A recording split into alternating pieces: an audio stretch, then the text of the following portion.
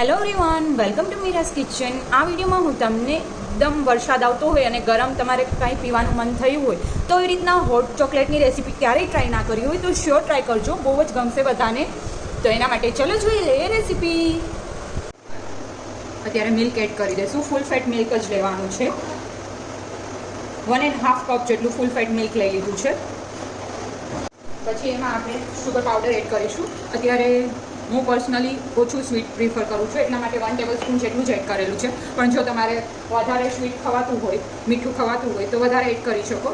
અને આમાં હજી આપણે ડાર્ક કમ્પાઉન્ડ ચોકલેટ બી એડ કરવાના છીએ, તો એ પ્રમાણે તમારે ટેસ્ટ પ્રમાણે એડ કરવાનું રહેશે. શુગર કોકો પાવડર લઈ લેશું 2 ટેબલ સ્પૂન જેટલું, અથવા તો ઓછું ડાર્ક ગમતું હોય તો 1.5 ટેબલ સ્પૂન જેટલું, અથવા તો 1 ટેબલ સ્પૂન જેટલું તમે લઈ શકો.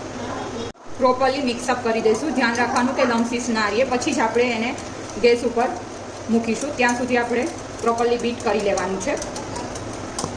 તો બધું પ્રોપરલી મિક્સઅપ થઈ ગયું છે.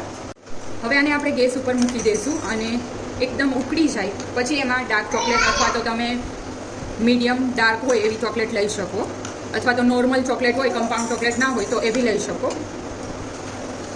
આમાં ઘણા ક્રીમ બી એડ કરતા હોય છે. તમારી ઉપર છે તમારે ક્રીમ એડ કરવું છે કે નહીં. વધારે ક્રીમી જોતું હોય તો તમે એડ કરી શકો. મેં તો અત્યારે ફૂલ ફેટ લીધું છે મિલ્ક, એટલે અત્યારે મારે ક્રીમની જરૂર નથી, તો મેં એડ નથી કર્યું. તમે હોટ ચોકલેટ બનાવી અને તમારા કિડ્સને બી આપી શકો, એને બી બહુ જ ગમશે. અને પ્લસ ઘરનું હોય તો હેલ્ધી બી રહેશે. Pinch of cinnamon powder add કરી દઈશું. તમારી પાસે ના હોય તો તમે એક સિનેમનનો નાનો કટકો બી એડ કરી શકો, તજનો કટકો બી એડ કરી શકો. કન્ટિન્યુઅસલી આપણે હલાવતા જ રહીશું, જેથી કરીને નીચે ચીપકે નહીં અને પ્લસ લમ્સ બી ના રહે. અત્યારે ઉકળી ગયું છે, આપ જોઈ શકો છો. આ પરફેક્ટ સ્ટેજ છે. અત્યારે આપણે કમ્પાઉન્ડ ચોકલેટ મેં 1/2 કપ જેટલી લીધી છે. તમે ટેસ્ટ પ્રમાણે વધારે ઓછી કરી શકો.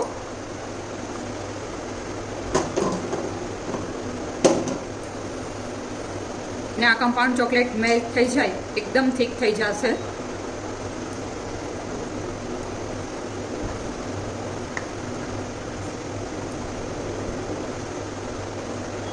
તો અત્યારે પ્રોપરલી કમ્પાઉન્ડ જે ચોકલેટ એડ કરી હતી એ મેલ્ટ થઈ ગઈ છે અને થીક થઈ ગયું છે. આપ જોઈ શકો.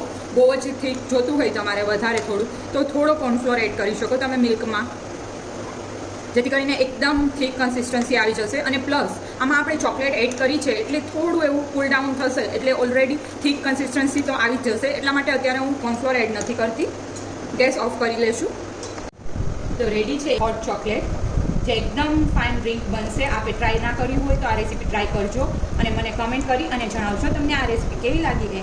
અને હા, હજી સુધી જો મારી ચેનલને સબસ્ક્રાઈબ ના કરી હોય તો જલ્દીથી મારી ચેનલ સબસ્ક્રાઈબ કરી લેજો અને બેલ આઇકન પ્રેસ કરી લેજો, જેથી કરીને તમને આવા જ લેટેસ્ટ વિડીયોના નોટિફિકેશન મળી શકે અને તમે મારા લેટેસ્ટ વિડીયો જોઈ શકો.